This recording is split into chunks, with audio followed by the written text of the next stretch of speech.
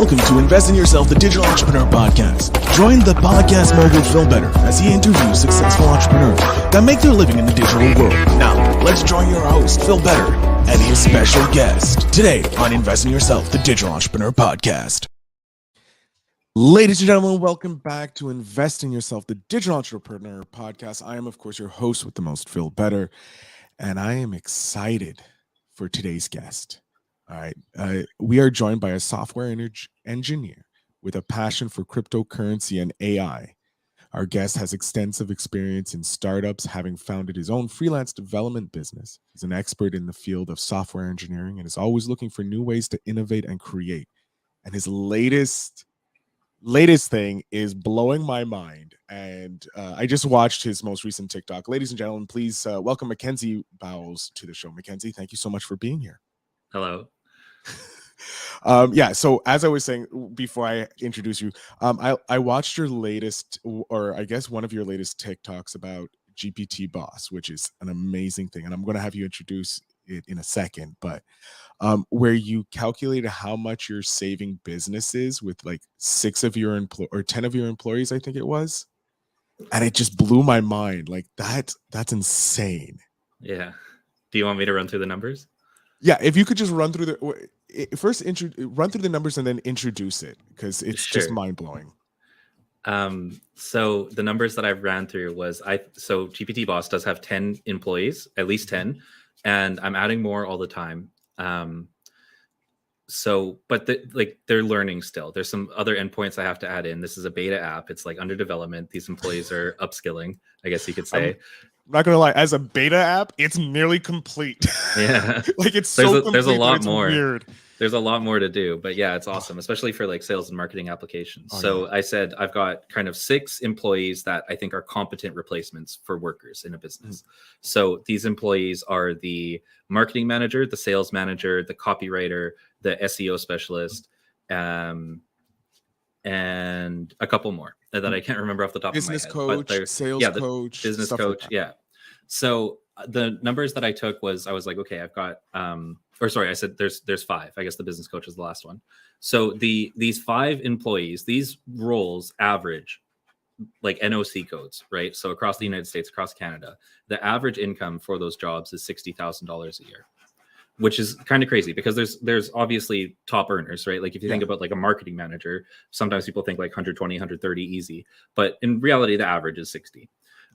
Each of these 5 roles is an average of 60. So I have 1,000 daily active users that could potentially replace these employees. So those employees collectively would earn $300,000 a year in wages, and multiply that across the 1,000 active daily users is $300 million a year in savings.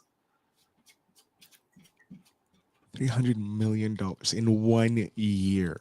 And that's for like half the employees that are there. The other ones, when they come online, the accountant, like who knows how many accountants there are. I haven't looked up the NOC rules yet. Oh my God. There's like the legal engineer, and that needs some fine tuning over like case law. GPT hallucinates previous case laws, even though it's really good at, what's the other one? The statute law. Yeah. God. So in 1 year, you've saved people nearly $300 million with your GPTBoss. In 1 week. It launched last Monday. Yeah, in a week. Yeah. It hasn't in a week. Wow. If businesses aren't using it, and you as an entrepreneur yourself, like you're using it because you've literally green screened and showed behind the scenes, like using this marketing manager to come up with TikToks. Yeah. Yeah. And then you just pick up your phone and record it, right? So one of the big benefits there, I think a lot of people are a little bit camera shy about like, oh, am I doing this correctly? And what AI allows us to do really easily is kind of like give up that like self-doubt, right? It says, here's an idea, and then you do it, you mess around, you find out what happens, and it's a lot safer. And I think this is going to enable people to start like building their personal brands, just get over their like own hangups, their own humps, and just get in front of their customers. Because with kind of the help of this tool. Yeah, because it's like, okay, what do I say? Now you have someone telling you what to say. Now you have to do it. Like you're reducing the friction to start, which is one of the biggest things that habit builders and neuroscientists and all those uber smart people say about changing yourself. So this is, my God, what's next? Okay, How about you? We're like 5 minutes into this show and haven't even really had you introduce yourself, except we just talked about your business. So Mackenzie, please introduce yourself. Tell us a little bit about yourself. Yeah, so my name is Mackenzie. I'm a self-educated software engineer. I did go to college, but I didn't actually finish it. I just started freelancing right away, and I kind of grew from there. Some of my past roles include being the IT director for a dealership, where I got to learn a lot about like business, credit, finance, those kinds of things. Working closely with the finance managers and salespeople. They always need a lot of help with their computers, honestly. Of course. And after that, I went to work for a marketing agency where I quadrupled their ARR by introducing new products. So that was like a lot of my marketing theory coming in. And then in 2020, I started, I hung my own shingle doing like freelance software development. For 2021 to 2022, I was working in crypto during the boom, right? Because they needed people, and I'm able to quickly educate myself on new technologies. And since so ChatGPT came out on November 30th. And I was like, hey, mark your calendar, right? I called my mom. I was like, we live in a new world now, right? Like there's like a time before GPT was released and a time it's after. like the time before the internet and the time after the internet. Now it's time before AI, time after AI. Yeah. And so I still have a lot of like crypto things to do. So I'm still working on my freelance business, but AI is so exciting and honestly, a little bit scary. Like we just ran over the numbers, right? Like theoretically, and these are paper wages. They're not real wages. We don't know if this is replacing any jobs. But theoretically, I've destroyed $300 million of wages in like a week. And if it was replacing jobs, that would be a really big deal, right? Like if I was doing that every week, if I was adding 1,000 daily active users every single week, by the end of the year, it could be like trillions of dollars of GDP.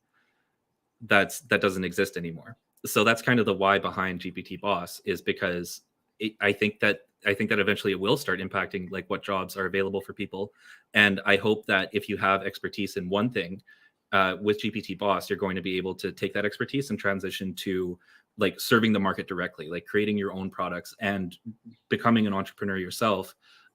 Because I think as our resource use over humanity gets a lot more efficient, there's going to be a lot more demand for like the human element in kind of a transaction. I think that we're going to move away from things like Shein, fast fashion, and like IKEA, these kind of like IKEA furniture businesses, to everyone's going to be like hand making something, and it's just going to be a matter of like connecting with them, and that's what I hope GPTBoss is going to do. So move society into more of a creative world instead of a not necessarily intellectual but industrial type world. Yeah, like with AI coming out, these factories, they don't need marketing managers anymore. So what is the marketing manager that's working there going to do, right? Or what's the marketing manager working at an agency going to do? And this knocks on, right? And as I bring in Wolfram Alpha to the accountant so that the agents can start doing math, as I start integrating Zapier so that the social media manager can start posting for you, like on Twitter, that can all just be like automated very, very soon, like within the next month. There's roles that people have to do right now to keep like the wheels spinning that they're not going to have to do anymore. So the way that I think about it is that they're free two ways. They're free as in beer, as in $0, and they're free as in freedom.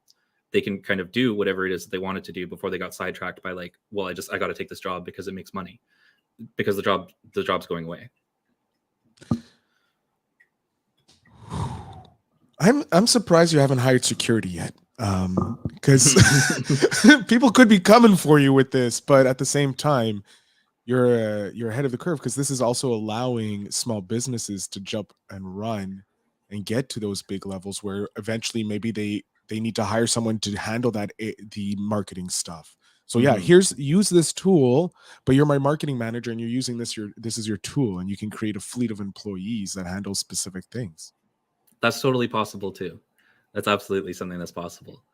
The other way to think about it is that it's not destroying value, but it's enabling new jobs to exist. So these 1,000 daily active users, let's say that they didn't have $300,000 a year for salaries.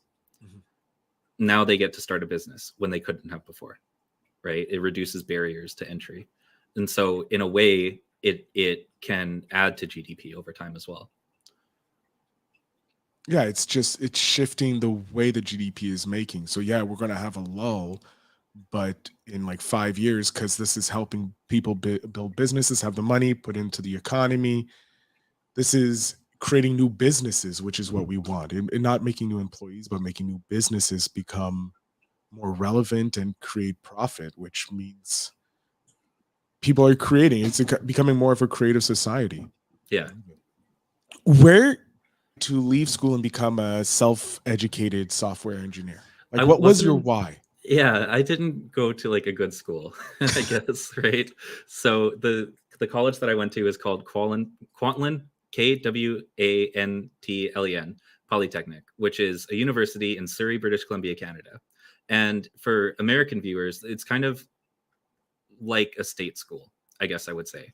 Um, it's like we have a school nearby called UBC, the University of British Columbia, which a lot of people assume is close to a state school because it's named after the province. But UBC is like Canada's Ivy League. Like there's like three top universities, and UBC is one of them. And so I didn't go to that one. I didn't go to the other one that's kind of close, SFU. I went to like the state college, and I was really unimpressed with the curriculum, honestly, because I've been online since I'm 6 years old. Like when I was 6 years old, I started modding video games. So going in there and like paying for this education from like a digital native perspective didn't make a lot of sense to me. I love how you said digital native. Yeah. I like that. That's interesting. Um, so you went self-engineered because you were like, this is like, you guys are too basic. I need something more extreme. What made you want to switch into the freelancing? Like you worked with companies and then you're like, okay, I'm good enough to do it. What was that?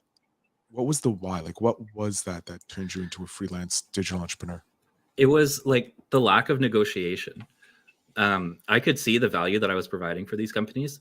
And, just for fun, for TikTok content, I calculated the value that something like GPT-Boss provides to people.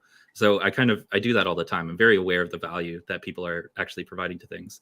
And I was looking at the value that I was providing and the wages that I was getting. And I said, this isn't right. This isn't even close. And freelancing gets me closer. And I just, the freedom is really something that I needed as like kind of a high value producer, right? Every organization that I go to, it kind of, I quickly become one of the most important workers there. And I needed less pressure, right? Because management is always like, well, this guy, like our stuff crumbles without him there. So there's kind of these emotional things that start happening. They need me and so on and so forth. And that just leads to kind of burnout. So with freelancing, you don't ingratiate yourself so much in a business. You could provide a lot of value and be productive, but you don't ingratiate yourself as much. So no hard feelings when the project ends and you get to move on to the cool new thing, which is what I love. I'm not really a maintainer, I'm a generator. So mostly I prioritize focusing on startups instead of just contract fix-up work. Where do you want to take GPT-Boss? I want to take GPT-Boss to the thing that I compare it to, the kind of inspiration behind it is a product that was made by a man named Russell Brunson. He made something called ClickFunnels. Yeah. I think that this is like ClickFunnels 2, right?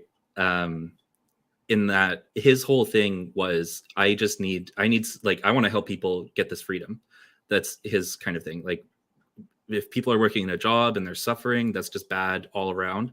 And I don't want those people kind of just sitting in my country next to me suffering when I know how to help them.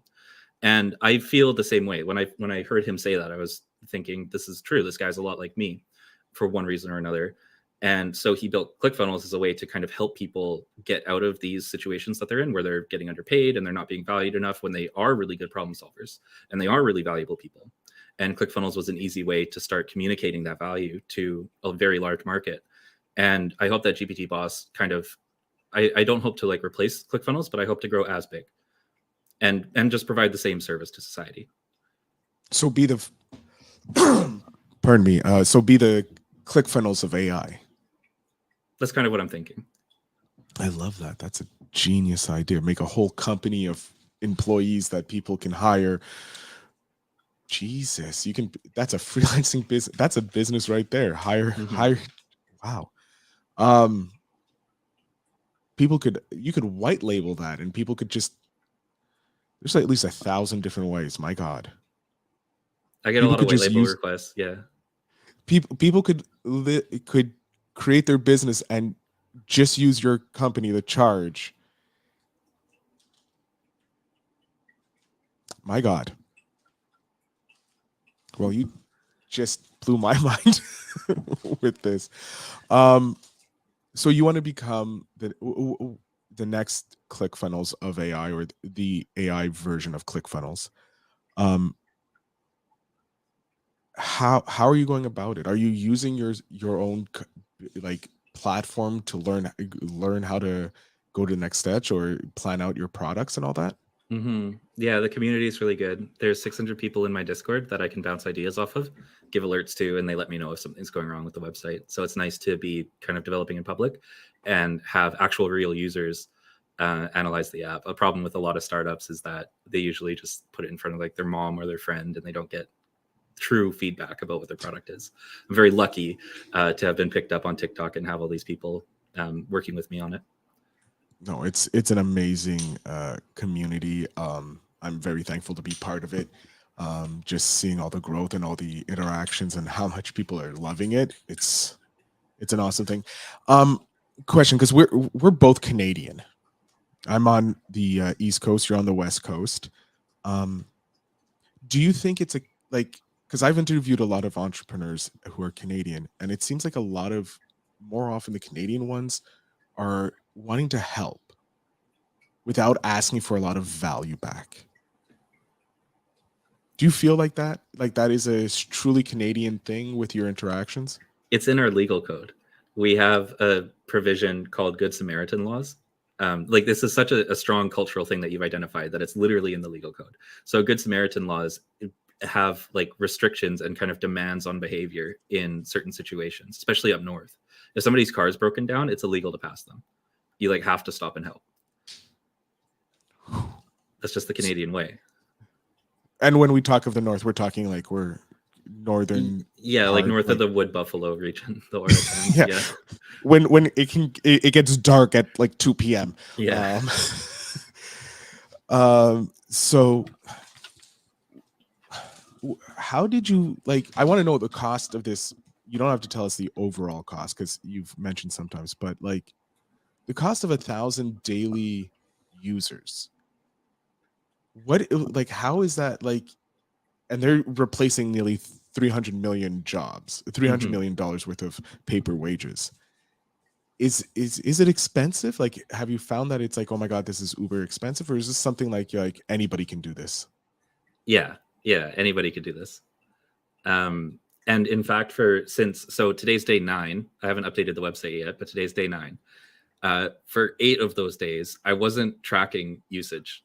So I implemented a credit system, and the code that I wrote to add credits to somebody's account when they completed a generation was just overwriting it.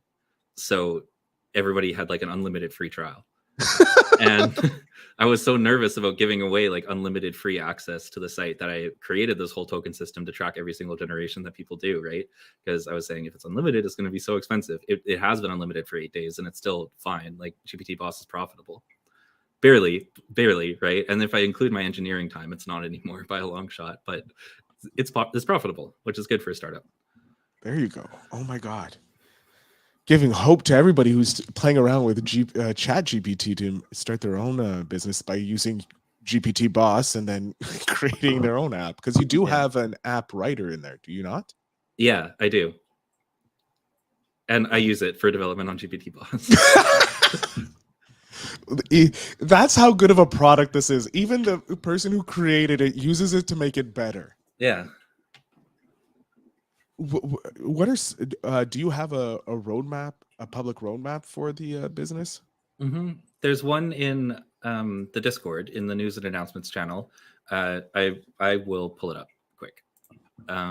So I posted 8 things that I wanted to do, and I'm about halfway through the list. 9 things.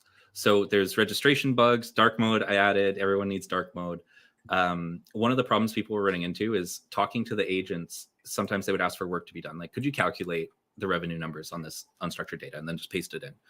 And the AI would say, yeah, I'm going to send you an email with that result, but it doesn't have email capabilities. So this is a feature and a bug of GPT-Boss, is that the agents are primed as real people. And these real people, they have like degrees, they have work experience. So GPT is completing their prompts as somebody who is educated and is experienced. It's way better than the answers that ChatGPT gives, because ChatGPT knows that it's an AI. It's like, well, I don't know about sales. I'm an AI. I don't sell things. So it hesitates, right? It gives less useful data. But these sales coaches, they're educated as sales coaches. They've been doing it for a decade. They went to school, right? They know their stuff. However, the drawback to this is that they think they have people tools like email. So you know, I fixed that. I'm working on the subscription billing right now. I've had a lot of subscription requests come in, but they failed for various reasons, just like tracking that one down. The future stuff is a little bit more exciting. So one of the features we're adding is the ability to create your own employees. A lot of people, Mr. Brunson talks about this. There's this thing called a vehicle or internal objection that people have to software, where that's really cool. I see the thing that you're building. That's really cool. But does it work for me? Because I'm a realtor, and realtor, you know, we have a lot, like there's a very specific thing. There's like trends in the market. I have to deal with the finance people and the mortgage specialists. And there's so many leads that I have to get, but everyone feels this way. It doesn't matter what your job is. Like you as a podcaster feel the same way. Podcasting is, you know, unique and different from every other job on the planet. And no, it's not. It's like every other job. You show up, you do the work, you get the product. That's what a job is. Then you add some fancier roles onto it, but that's basically what a job is.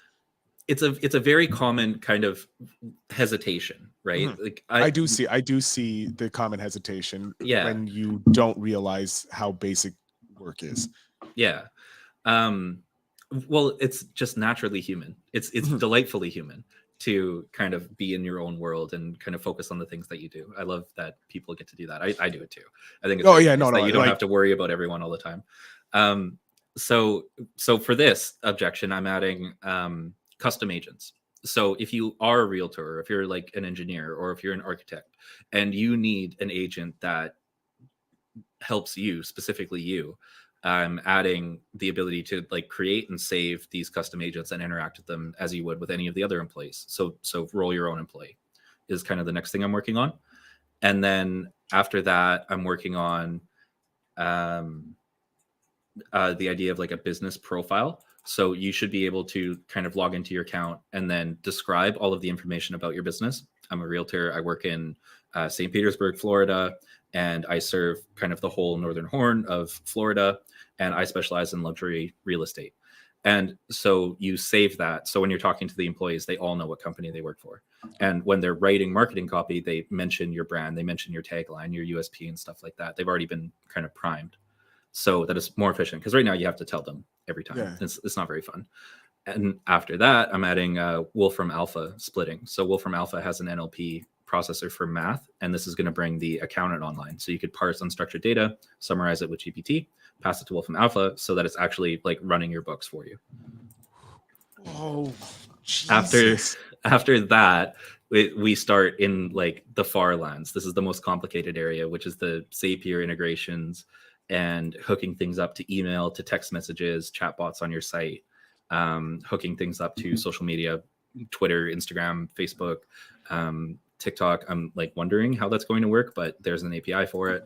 Well, here's the thing: you have Cynthium or that you can use to make the videos. So there's at least that to make video. Oh my God, I don't like those videos though. I wouldn't want my users to be using that. No, but obviously with that being the base, someone's created, someone's going to improve upon it. Something that I heard, because I'm in Montreal and there's movies being filmed here, and we have a big thing for CGI, not CGI, but like creating the special effects and all that. Mm-hmm. I had someone inside the local pub that I go to mention that they're probably only a year away from full feature film being created by AI. Which is just insane, because once that comes out, and because it's already cheap, someone's going to make a platform that's just one better than Synthenium, or however you pronounce it. And then that's your oh my God, the world is going to be great. I thought this was 5 years off. I honestly thought 5 to 10 years off. My God. We have to continuously readjust our timelines too.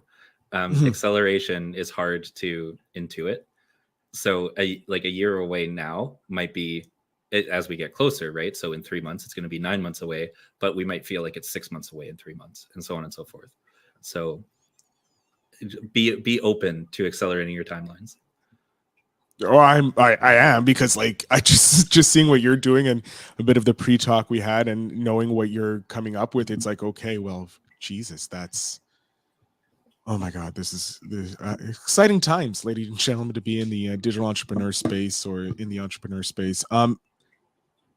In your, let's go in the last 8 days. Have you gotten any huge moments from people who use your service that like just cement why you're doing what you're doing? Quick wins. Yeah, like some quick wins. Yeah. So I put like a success channel in the Discord so that people can kind of post their successes, but there's kind of a culture in entrepreneurs about like privacy. Like people are always worried that their idea is going to get stolen. And this is not something that I've ever felt. I'm very open to putting my idea in public. Because if I have an idea and I tell somebody about it, it's because I wish it existed. And if they can take it and execute it better than me, then that just is good for society in general, right? It's better for this product to exist than not exist. But I think it's a natural kind of inclination when there's money on the line to not want to lose that money, because people are so loss averse. So there's been some quick wins in there. People are, one of my favorite applications for this is that people are using, there's like a general chat assistant in there that people have been using to design video game characters. So they're using the chat agent to create custom prompts, saving the output, and then putting it into video games as like dialogue. Oh, which like I love. That's so cool, right? That's amazing. Yeah. Hopefully they'll give you a little segue in the video game saying dialogue by ChatGPT. It would be nice to. It would be nice to have a credit, but I'm not even going to ask for it, right? Like it's their data. Like, so in the terms and conditions, I say that you're kind of the copyright holder, right? So my site is creating it. I'm the copyright holder, and I release everything to you when you're using it. So you could kind of do whatever you want. That's not quite everything. I should be like complete, which is the thing that I retain, is the ability to reprocess on the data. So later when I'm fine tuning and improving the model, the outputs I'm going to use to train it and fine tune it and make it better. But that's the only thing I'm going to use it for. I'm not going to kind of talk about it or share your idea and stuff like that. So any proprietary info is removed. You just have the prompts and the answers that it gives, so that you can make it a better answer. So that's good. Another quick win is people emailing me so the subscription has been broken this entire 8 days. People are trying to pay. They pull up the Stripe thing. There's the credit card form. They put it in and it just says, sorry, like this failed because it wasn't programmed correctly yet. And so they go, oh, that's annoying. And they open up their email and they find my email on the site, copy it into the two, and then write a subject line and write an email and say, hey, listen, I'm trying to put money into your internet machine and it's not working. Please fix it so I can put money into your internet machine, which is awesome. You have people like, look, I want to pay you. Yeah. Can you please make it? If that isn't a like proof of concept, like most people say, you have to get one or two, like at least a couple sales. You have people throwing money. You have the Philip J. Fry of take my money. Yeah. Literally, my God, sir. I am just amazed at what you're doing. I am thoroughly a huge fan of what you did, because I'm using it in conjunction with ChatGPT to help me out, make things, and it's just, my God, you're killing it. I'm so thankful that you're here. I can't even remember my next question. That you blew my brain. You fried my brain. Sorry. Congratulations. We're gonna go to the Spark question. Sure. Of the day. So Spark is from Seek Discomfort. Yes, there's Spark questions with strangers because they're friends you haven't met yet. If you could never fail at anything ever again, what would you do? It's funny because I do feel like that. I feel like failure isn't. I have a different definition of failure, I guess, than most people. So I do walk around feeling like I don't fail. Yeah. Well, failure is like dying, right? Like doing something that's so dangerous that you literally just like die from doing it. And so that you can't learn, you can't try again. That's like the end of the line. So, I mean, there's a lot of things that I could do that are dangerous like that, but I tend not to do them. So for the other things in my life that I could do, it's a matter of like, what do I want to prioritize? And if another way that I'm interpreting this question is like, if GPTBoss works and everyone can kind of be their own boss and it's like generating a lot of revenue and it becomes like required public infrastructure, like an energy bill, what would I kind of do with that level of success? And there's things that I want to fix. Energy, I would like to contribute to rolling out fusion in any way that I can. And I would like to contribute to housing. I think that housing has kind of some like legal and design issues, some political issues around it.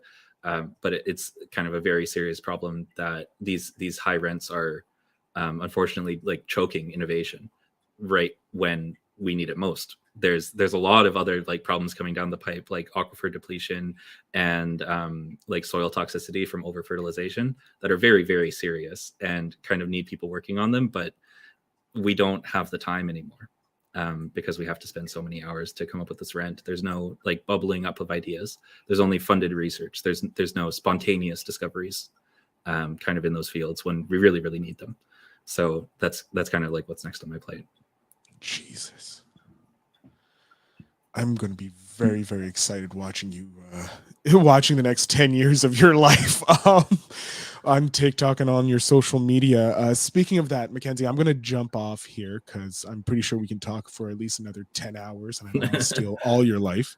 I'm going to jump off. I want you to tell everybody where they can like follow you, what they can do with ChatGPT, whatever you feel like is necessary. It's up to you.